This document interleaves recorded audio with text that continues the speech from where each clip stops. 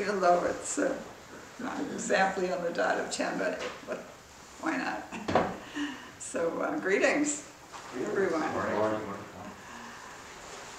Thank you for coming, and to all of you on Zoom, thank you too. I hope you're all well today.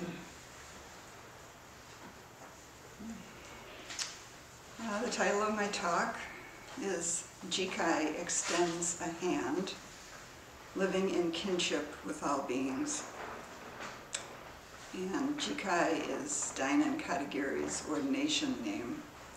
It means compassionate ocean, which one of our kindred Dharma centers is named for, Compassionate Ocean Dharma Center in St. Paul, or Minneapolis. And the quote that I chose for today's program is from Katagiri Roshi's most recent book, The Light That Shines Through Infinity, Zen and the Energy of Life. And it's taken from a section called Harmony in the Sangha. So I'm going to read it for the benefit of you folks on Zoom who don't have the program with you. If you have some beautiful hope for the future, a harmonious world where all sentient beings live together in peace, your hope is already alive because you were thinking of it. So think carefully and find a way to practice your hope.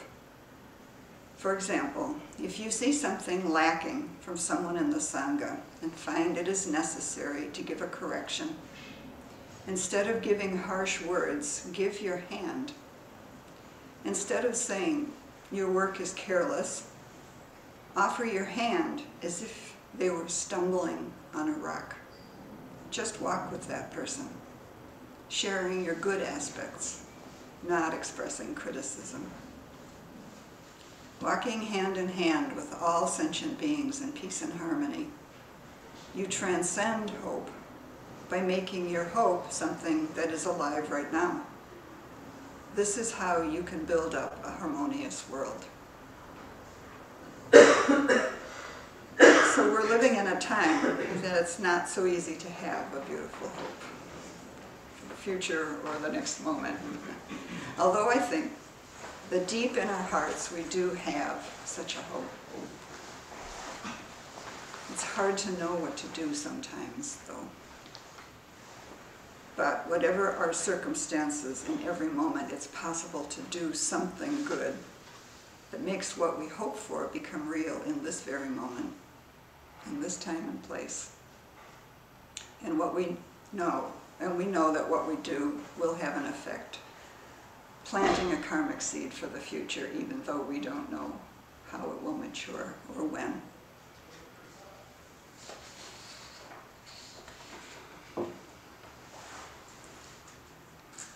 At the time that I took refuge in Buddhism, which was in 1980, the words of the Sangha refuge vow that we chanted were, "I take refuge in the Sangha, vowing with all sentient beings, bringing harmony to all, completely without hindrance."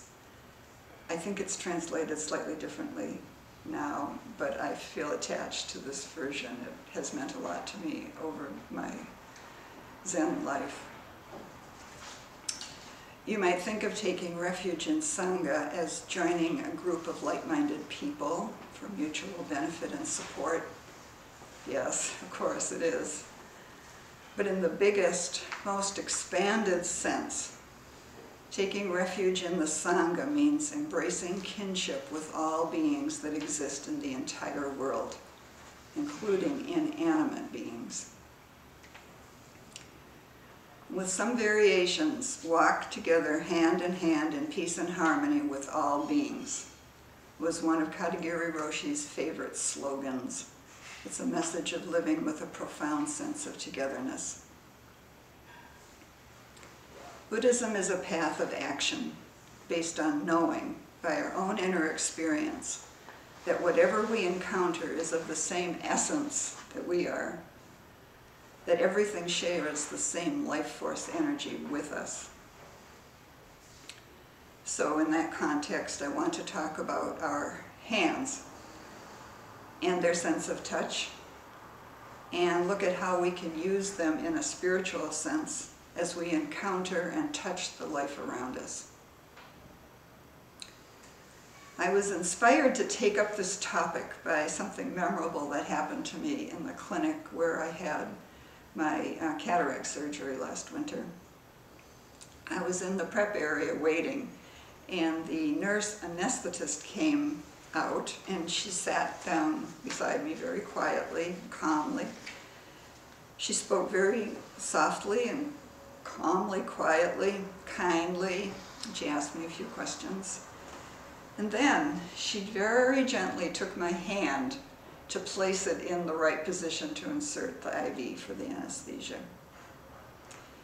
And that touch of her hand was the softest, most gentlest touch imaginable. It was barely there. She easily moved my hand, but it was almost as if my hand moved by energy, not by her touch.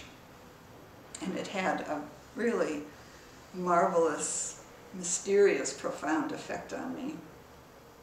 And I'm going to always remember it, I think, because it was such, it just felt like an extraordinary thing. It gave me a profound feeling of being safe. Later, I remembered the 10th ox herding picture. And the ox herding pictures come to us from 12th century China. They're a series of 10 illustrations that show the stages in the quest for enlightenment. The final one shows an enlightening being who rejoins as a bodhisattva, comes back to society with bliss-bestowing hands. And this is the culmination of the spiritual path, bliss-bestowing hands. Zen teacher Martine Batchelor commented on this final picture. She said this, and I felt when I read this, what I'm going to read to you, it felt like it applied to my anesthetist. Entering the marketplace with helping hands, we naturally give to ourselves and others what is beneficial. We listen deeply, we observe unobtrusively, and respond appropriately. When we give, we do not expect anything. We are not superior to others when we help them. On the contrary, helping them is like helping ourselves, and we are grateful that they give us that opportunity.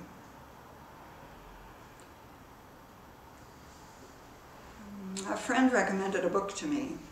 The title is My Grandmother's Hands, Racialized Trauma and the Pathway to Mending Our Hearts and Bodies by Resmaa Menakem.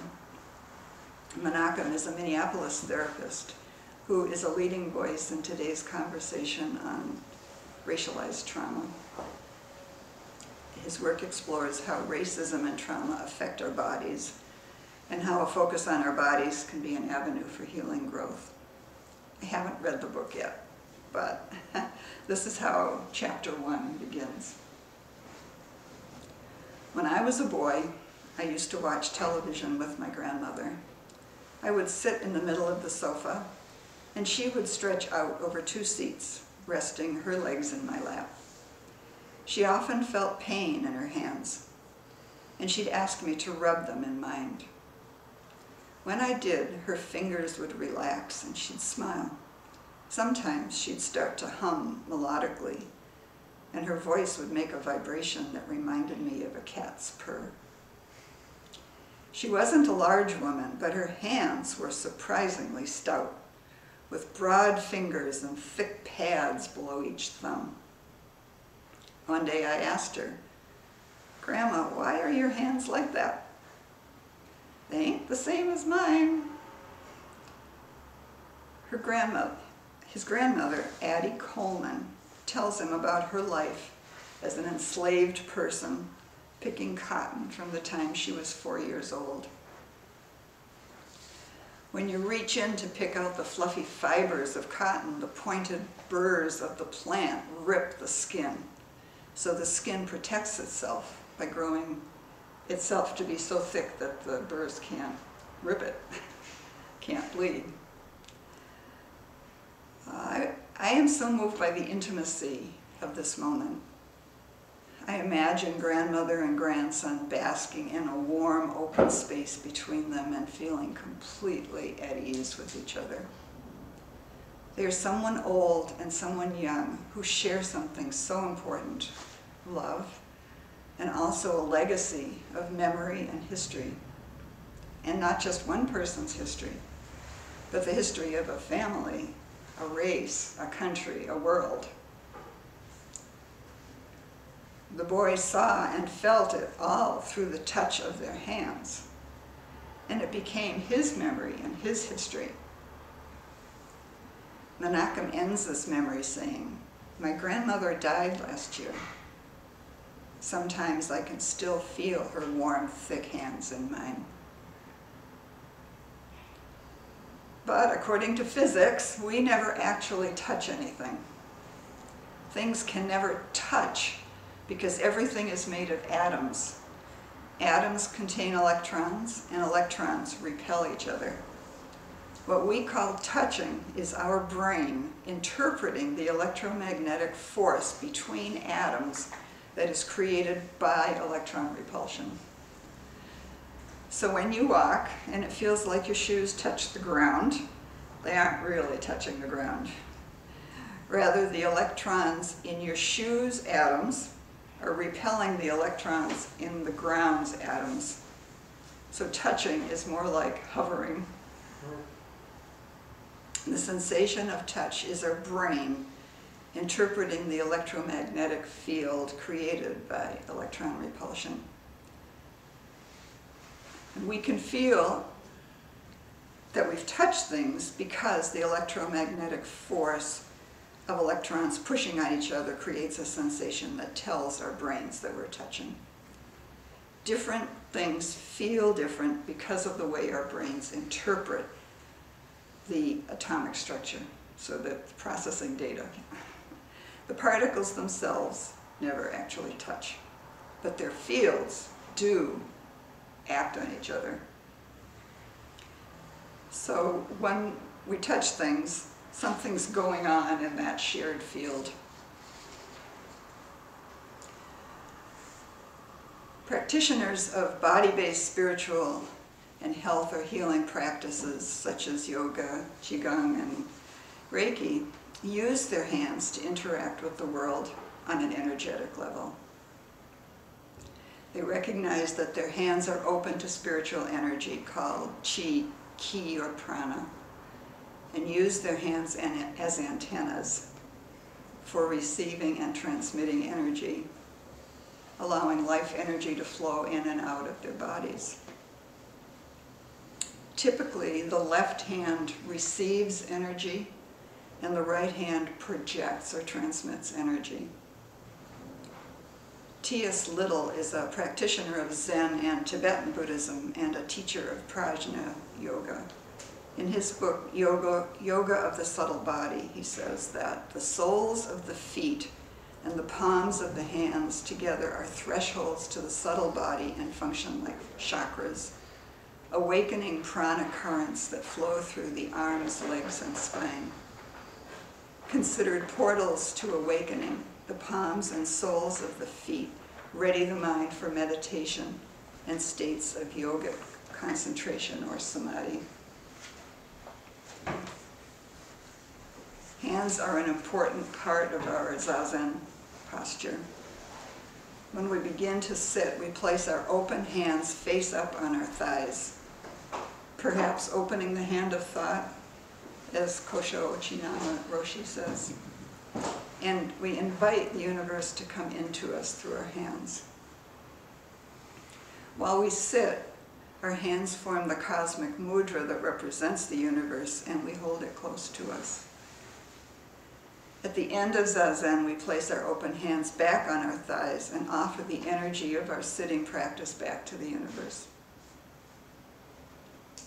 There are many other mudras used in Buddhism to communicate different teachings through the hands. Two that I love are very popular. You probably know them, the Abhaya and Bhumisparsha.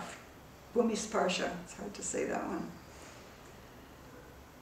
So let's enjoy looking at their meaning. The Abhaya posture, the mudra, is the gesture of fearlessness. Buddha's left hand is open on his lap in the energy receiving position, palm up. And, oh, sorry, I lost my place. And his right hand is extended outward, projecting energy, exactly, projecting energy out into the world, offering fearlessness. According to Wikipedia, the Abhaya gesture, Mudra, is the gesture of reassurance and safety, which dispels fear, accords divine protection and bliss. It's one of the earliest mudras depicted on Hindu, Buddhist, Jain, and Sikh images. Statues showing the Bhumi Sparsha mudra represent Gautama touching the earth just before becoming the Buddha. He had already taken his meditation seat and stated his intention to attain realization when Mara appeared and told him he was not worthy of that seat. It was meant for him to be his seat, Mara's seat. But Gautama had no companions to testify on his own behalf. So he reached out and touched the earth with his right hand and asked the earth to testify to his worthiness. And the earth roared, "I bear you witness." I believe the earth does that for all of us.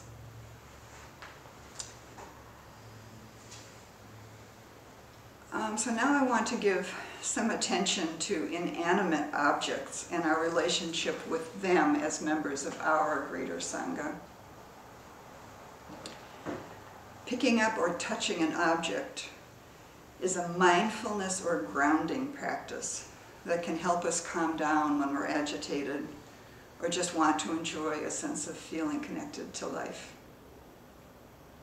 So having hands is kind of like having a portable spiritual practice with you, available under all circumstances. We can always practice kindness, benevolence, or generosity by touching something and offering our energy to an object. And you might actually have a sense of feeling it respond and giving you some energy back. I can feel this myself, and it's something that gives me joy. I can think of the sense of soothing contentment I feel when I am knitting with a nice yarn, something that comes from an animal or a plant, or using a pen that responds to my hand and the paper in an enjoyable way. You've probably seen sports figures. At the end of their performances, they reach out and touch the ground that they've been playing on. Figure skaters touch the ice. Tennis players touch the court. Sometimes you see football players kneel down and touch the grass of the field. It's like they feel that there's a strong relationship, something that supports their life, and they want to acknowledge it.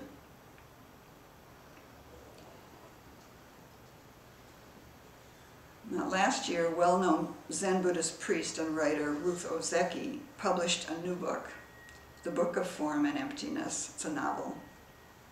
The plot revolves around a boy who starts hearing the voices of objects around him speaking to him, which sounds kind of cool, but in this case was not a particularly good thing for him.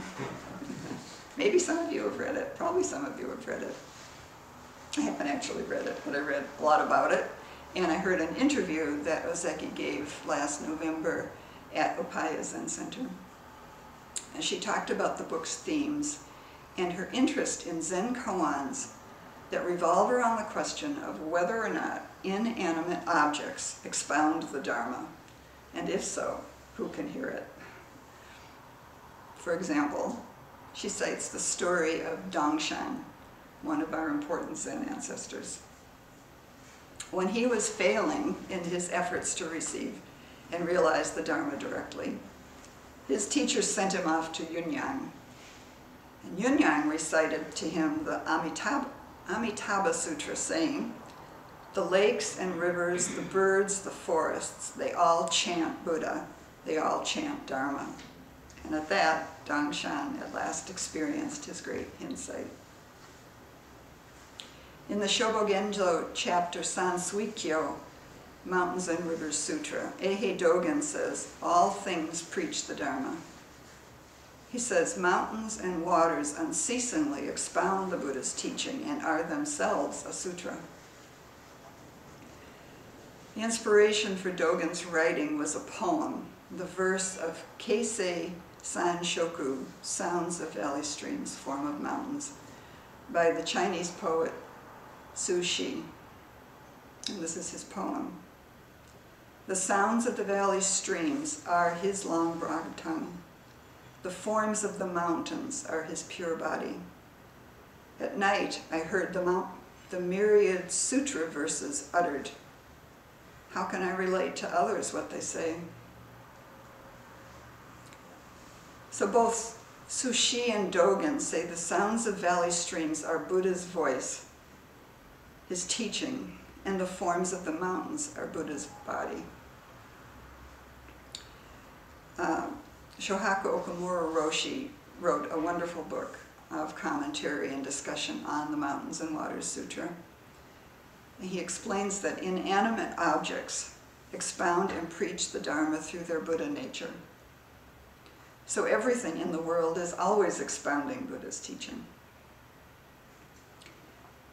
As an aside, in the 13th century, Ehe Dogen made a huge paradigm shift when he translated a phrase rendered in the Chinese version of the Nirvana Sutra from all sentient beings have Buddha nature to all existence are Buddha nature. So it means Buddha nature is not something existing separately from something we have. It is what we are. And this something that we are involves all beings in the universe. And this is a fundamental idea behind our Zen practice. So going back to the poem, Okumura explains that Dharma is not simply the words that Buddha said. The reality of this entire world is itself Dharma. This reality of all beings is also the Buddha. Early Buddhists named it Dharmakaya, the way each and everything is. That is Dharma, and this Dharma is actually the Buddha. When we awaken to this reality, we meet the Buddha. So Okumura is making a very brief statement of a very deep understanding. He's kind of given the tip of the iceberg of something that you could spend a lifetime studying. But we can't linger there right now, but I recommend it as food for thought. So Okumura goes on, he says, Dogen is saying that when we see mountains and waters with our true awakened eye, we see the Buddha and hear his teachings, and that is our sutra. We are parts of the mountains and rivers. So Okumura asks, how can we hear Buddha's message? And how can we see Buddha? This is the central point of Buddha's study. Coming back to the interview with Ruth Ozeki, she refers to Marie Kondo in her interview because in her book, the mother of the boy who hears voices is a hoarder. And Kondo is famous for helping people tidy up by making decisions about what to discard from their living spaces. Kondo is a practitioner of Japanese Shinto, which is a kind of animism. Her process for selecting what to discard includes touching everything with a spirit of respect for the spirits that inhabit things. Before letting anything go, she acknowledges and thanks each item for its service and encourages her clients to do the same thing and to bow to whatever is given away or goes into the trash. Marie Kondo is sometimes ridiculed for her methods, and some of them can seem a little obsessive. This is so true. But I think her foundation is solid. She respects the vitality that exists in things in a way that is compatible with Buddhism.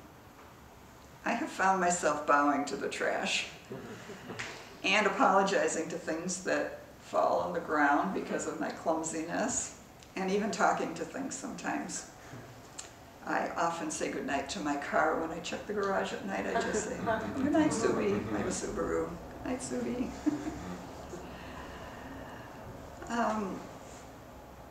I've also found that being aware that we will create karmic connections with things that we acquire changes my shopping mindset into something more serious. Shopping is an act of taking responsibility for the life of the things that you own. And I think, I'm always thinking now in my life, what will happen to things when I no longer need them or want them?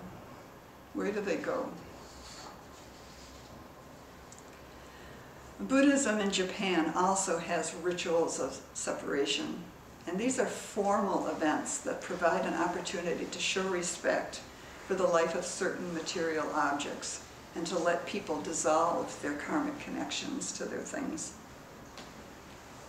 Kuyo, K-U-Y-O, is a redemptive fire ceremony for artists, chefs, and others to burn their worn tools, brushes, and knives to honor them for the work that they've done. A different ceremony called Hari, H-A-R-I, Kuyo, the Needle Memorial, is held every year in both Shinto and Buddhist temples. In that ceremony, needles, pins, and small scissors are laid to rest in soft jelly or tofu. Something like this happens in Soto Zen temples with formal eye-opening and eye-closing ceremonies for ritual objects and statues. In the eye-opening ceremony, Buddha nature is invited to take up residence in the object. Theoretically, it's already there, but it's like an invitation to, please come. In the eye-closing ceremony, the object is thanked for its service and its Buddha nature is released before it's properly disposed of. It's like a funeral ceremony for objects that have been part of the life of the temple. The Soto Zen way of handling inanimate objects in a very precise, thoughtful way is an aspect of Menmitsu no Kafu. That's a phrase from Dogen, meaning the family style of Soto Zen. It's a calm, dignified, personal style of behavior characterized by careful consideration of everything and intimacy with everything. From toilet paper to shoes, books and vegetables, everything is given dignity and care. I think if you try doing this for yourself, just in your own surroundings, you'll find it deeply calming and very enjoyable, peaceful. You have to kind of slow down a little bit to do it. Feels good. So a few words on our sense of touch. Our body's sense of touch and all of our senses are a meeting point between our individual life and our universal life. So all of our senses are involved in Buddhist monastic practice. The sight of beautiful flowers, candles, the smell of incense, the sound of drums and bells, the tastes of temple food, the feel of garments made of cotton, linen, and silk, the way a wooden floor feels under our bare feet. There are many things in a temple, despite its apparent simplicity and austerity, they enliven our senses. Okamura Sensei says that in the Soto Zen tradition, we do monastic practice to transform our eyes, ears, nose, tongue, body, and mind. How? By being mindful and attentive and doing all activities with awakening mind, we can transform our six senses into the true Dharma: eye, ear, nose, tongue, body, and mind. In the Surangama Sutra, a Buddhist text that appeared in China in the 8th century, Avalokiteshvara explains a method for transmuting the sense of hearing, and by extension all of the senses, into a state of samadhi by turning the senses inward into the stream of meditation. There's the same spirit of this in a focusing technique taught by David Rome. It's a way of shifting our attitude away from a conventional one, which tends to be outward focused, looking at objects and perceptions for stimulation, and shifting toward a more receptive quality of attention, open, sensitive, and welcoming. This sounds very much like shikantaza to me. Both are about welcoming the felt sense, a subtle level of experience that's non-conceptual.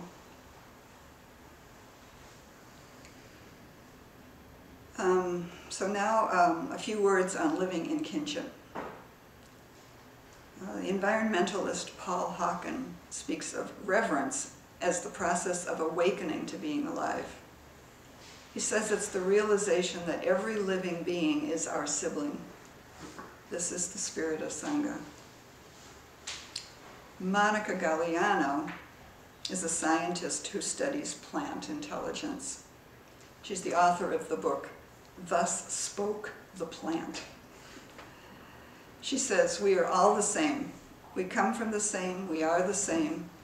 You are part of this, and the feeling of aloneness that most of us carry is the delusion that you are separate. From my experience, to overcome that delusion of separation, even if just for a moment,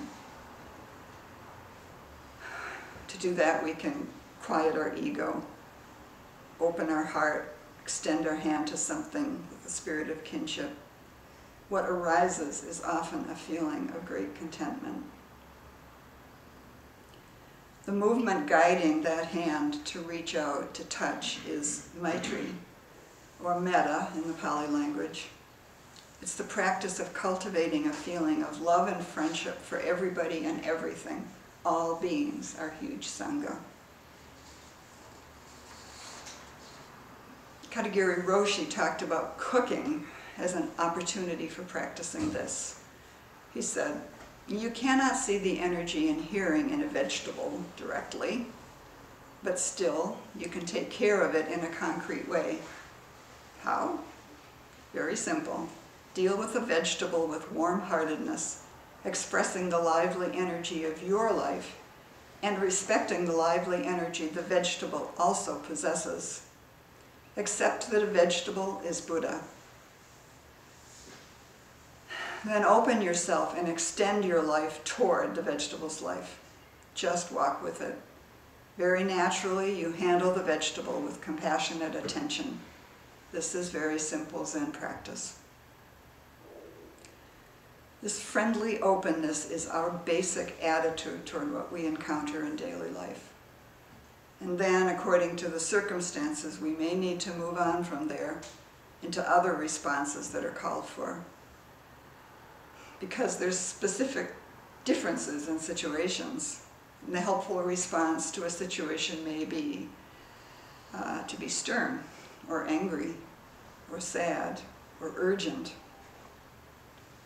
And still, I think as long as our responses emerge from a basic sense of kinship and kindness, we are still practicing our hope for the future and building up a harmonious world right now. I would like to end, finally we're getting there, by bringing in the voices of two people from other spiritual traditions. And these are people who inspire me a lot, and I would like to share them with you. The first one is Swami Sarva Priyananda. He is a Hindu teacher of Advaita Vedanta. He's the head of the Vedanta Society of New York.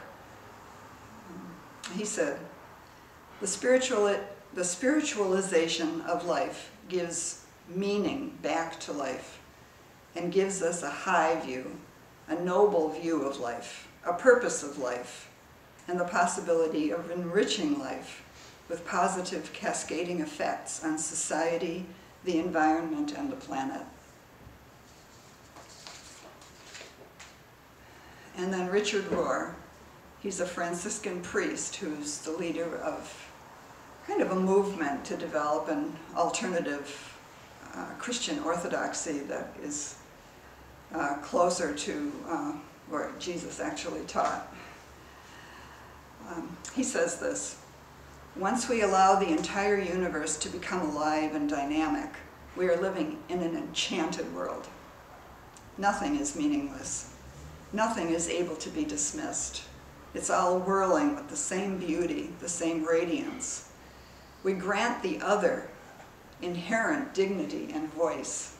The plant, the animal, the tree, the sky. Brother sun and sister moon, as my father Francis of Assisi put it. The contemplative mind refuses to objectify.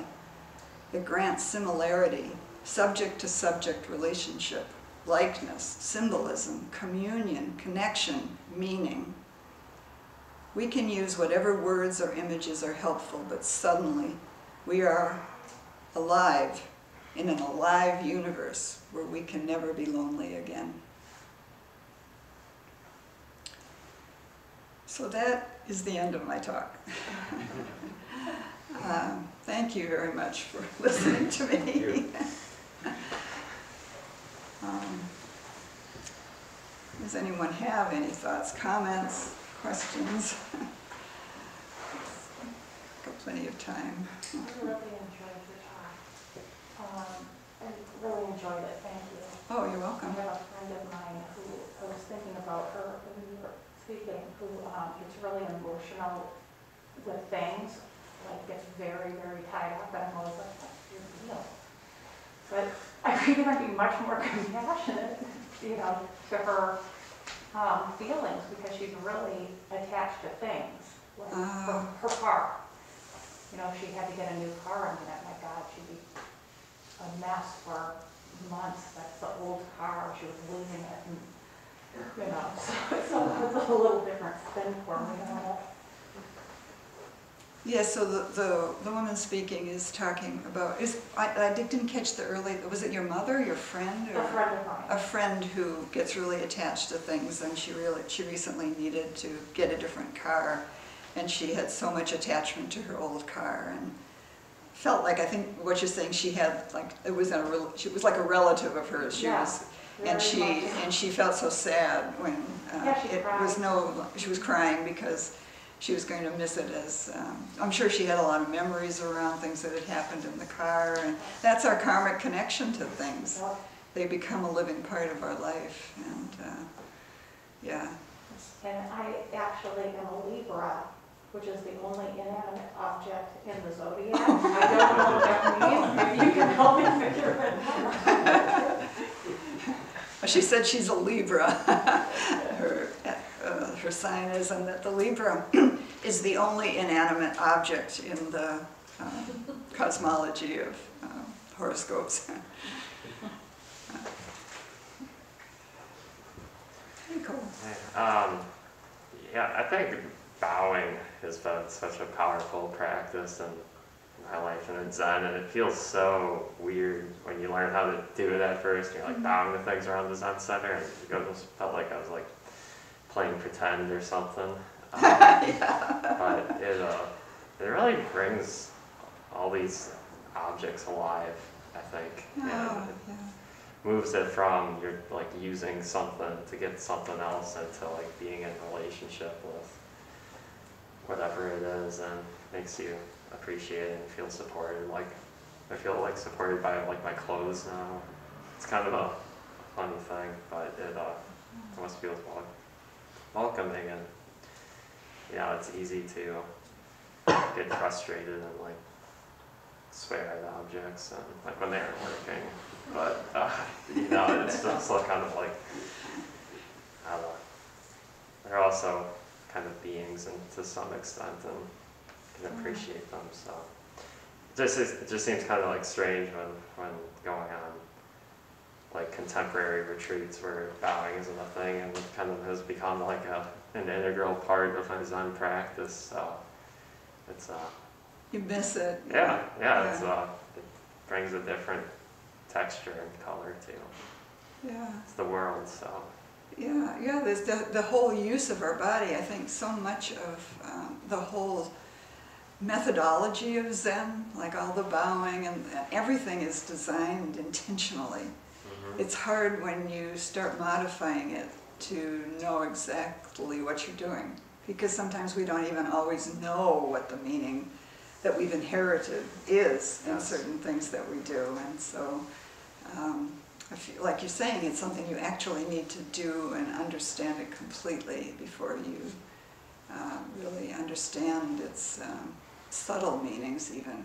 You know, like you can understand the surface meaning of what it means, but the subtle feeling of what it is as an opportunity to do something that you want to do. You want to communicate something, you want to feel something, you want to share something with others and let them know where you're coming from, you know, that's warm, loving place that you're coming from. It's just so nice to have a way to do that, because words can't always do it for us. Right?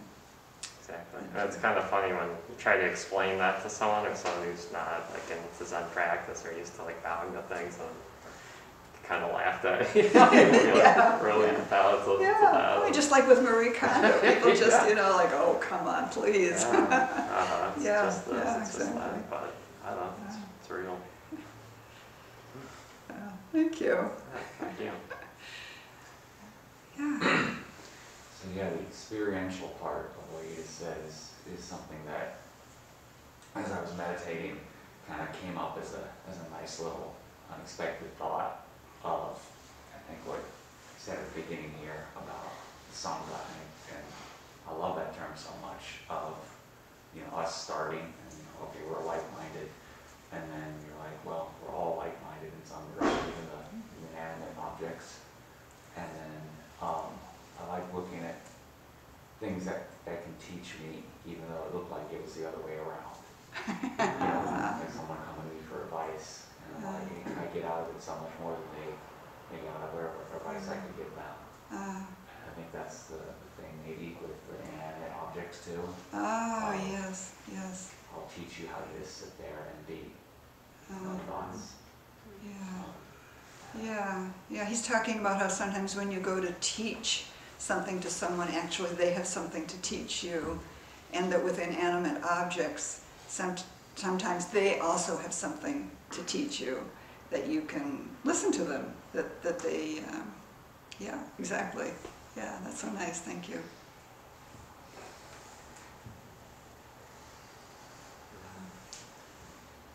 Yeah, it's kind of how I have a little Buddha statue in my room, and that's one thing I've noticed is when I come back from a busy day and like my brain's all wild and stuff, it's like, oh, there's the Buddha, you know, he was just still sitting there calm through all of that.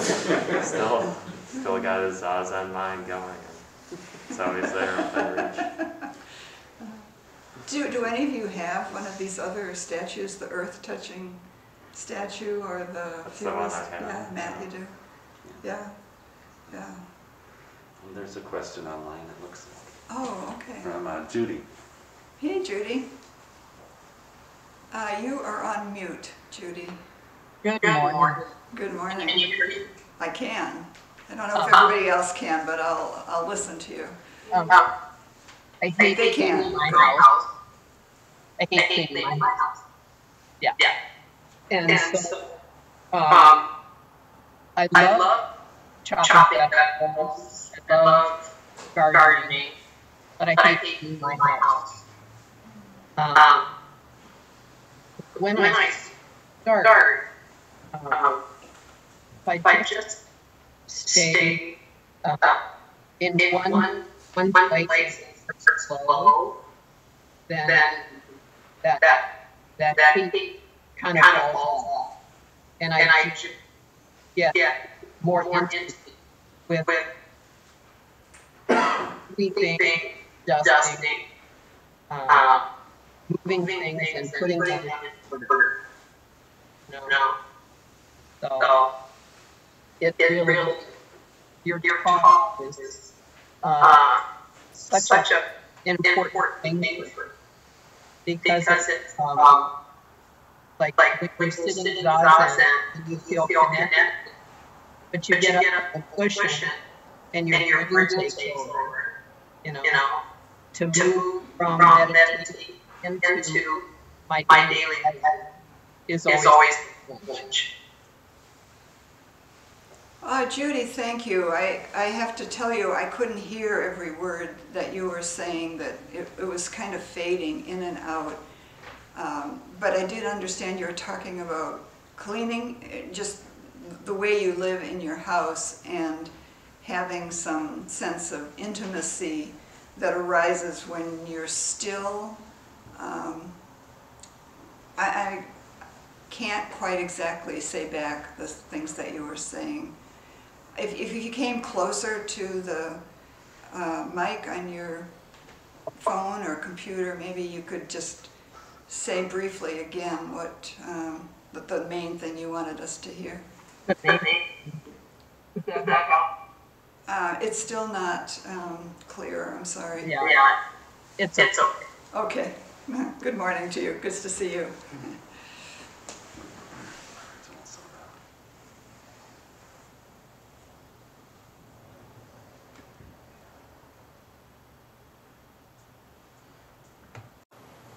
That might be Not better. ever try. Judy, someone with technical savvy just made a change to the laptop here. So you want to speak again and just see, we'll see what happens? Can you hear me? Yes. What I said was, I hate to clean my house. Oh. We're with you on this. I love to garden. I love to chop vegetables. I love arranging flowers. I hate to clean my house. So, and today I'm going to be cleaning my house. So one thing that helps me is to just be in a room and accept the room as it is, which, like, I'm in my study down here. It's a mess, papers everywhere, everything needs to get cleaned up. And just accept it like as it is, which means accept myself as I am, which I'm a clutterer, and start from there. And if I just do one thing at a time, you know, then I feel peace as I do it, and I actually begin to enjoy it. In lots of ways, I can carry the spirit of Zazen into my life. But when I think about cleaning my house, it's a struggle. So that's what I was saying. Okay. So you're not feeling a lot of relationship with the objects that you're dusting, or well, you could try.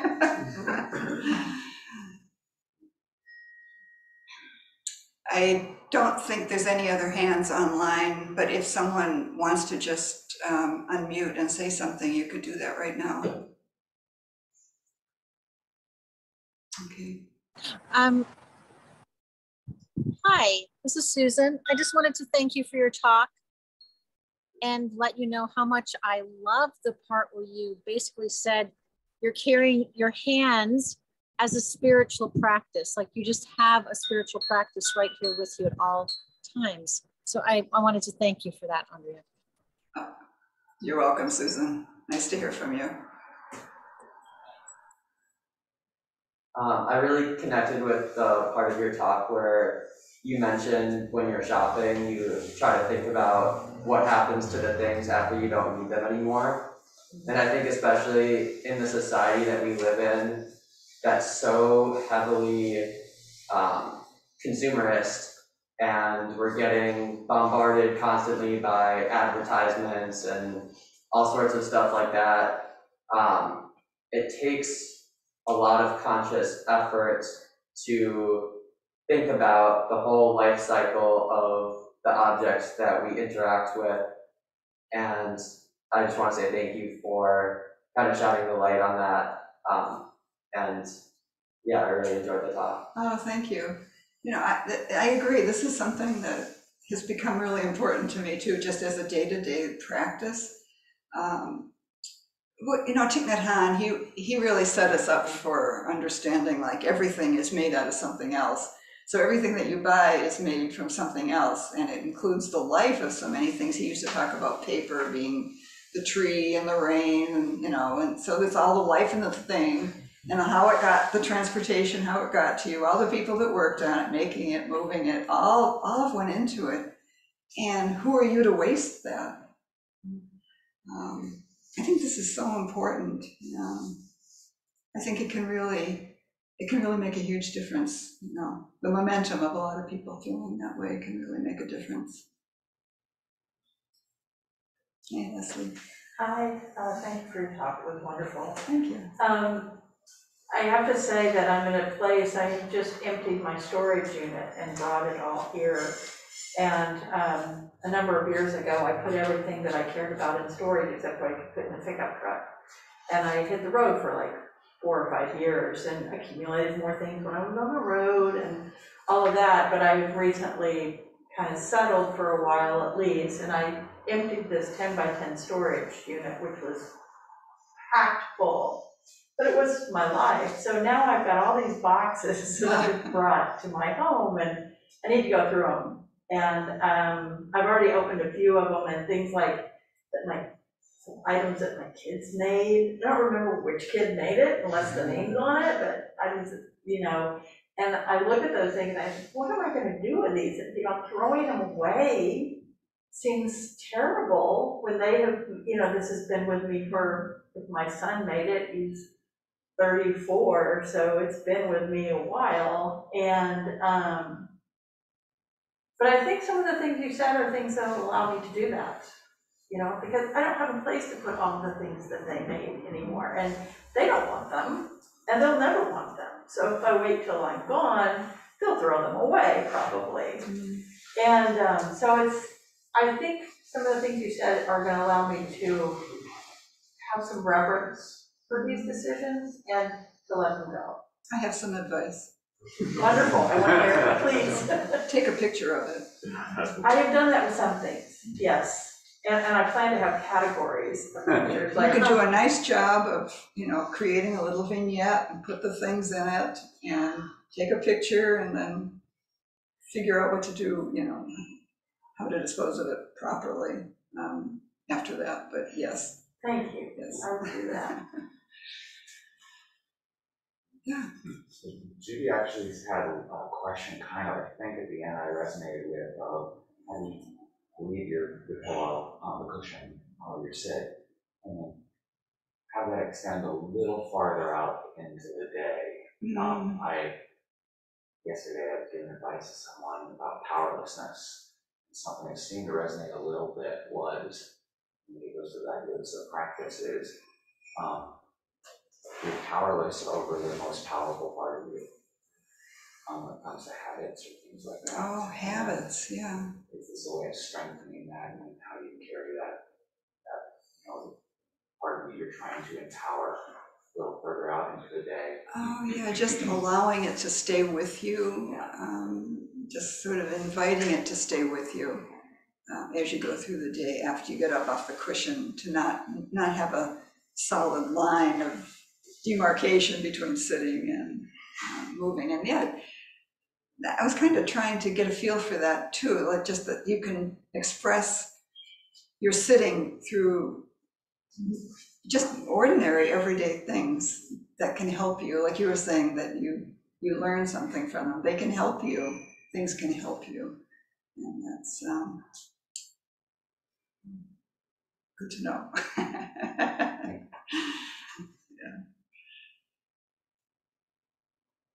Still have time for another question, I would say, if anybody wants to sneak one in. Anybody on Zoom? Last chance. Hey, yes, hi. You're welcome. I'm just curious, sometimes this sort of Mitsumi Kapo, I'm pronouncing it, but that sort of careful style, it's like, it depends on my mental state, how I relate to it, and sometimes it feels really nourishing. And yeah, when I'm there with it, it feels very sacred, the ability to make like the ordinary sacred. And sometimes it does feel a little tight, and it feels like there's a shadow side of control a little bit. Oh, yes. Oh, my shoes aren't, yes, nice by the door, and yes. kind of like, and it can become like just another thing that things are supposed to be sort of a certain way. Yeah. So I guess I'm just wondering if you have any thoughts on like when, sometimes it feels like a good practice to pick up, and sometimes it feels like, helpful to let it go. Yeah, I know, we don't want to get into OCD, right? Right. No obsessive compulsive disorder is required And here to when I do this. first, stepped into a Zen temple, it can really seem that way. I know what Everything you with mean. oryoki and tea is yeah. like there's such a specific way. Yeah, to I it. know. That's true. I mean, that's a good question. I think we just have to know that this is a particular circumstance that we're doing it in. And in the house, you have to be pretty soft with it, I think. I think this is softness. Softness with yourself. It's just that if you notice that you're in your house, you feel agitated, this is something that's available to you. You can use your hands. You can sort of take a pause, just interrupt this string of mental chatter that's going on. Take a breath. Usually we talk about doing it with a breath. So I'm kind of giving an alternate to taking a breath. Because with breathing, it's kind of the same as the energy going in and out, the breath's going in and out, the life's coming in. So it's kind of the same thing, but talking about the energy that you can actually feel in your palms if you play with it, So it's just about taking advantage of the fact that you have that with you, and that it can help you right now because you're feeling. You don't have to go around, keeping everything in your house just exactly. So that would drive you crazy. There's one teacher that kind of just like does this a lot.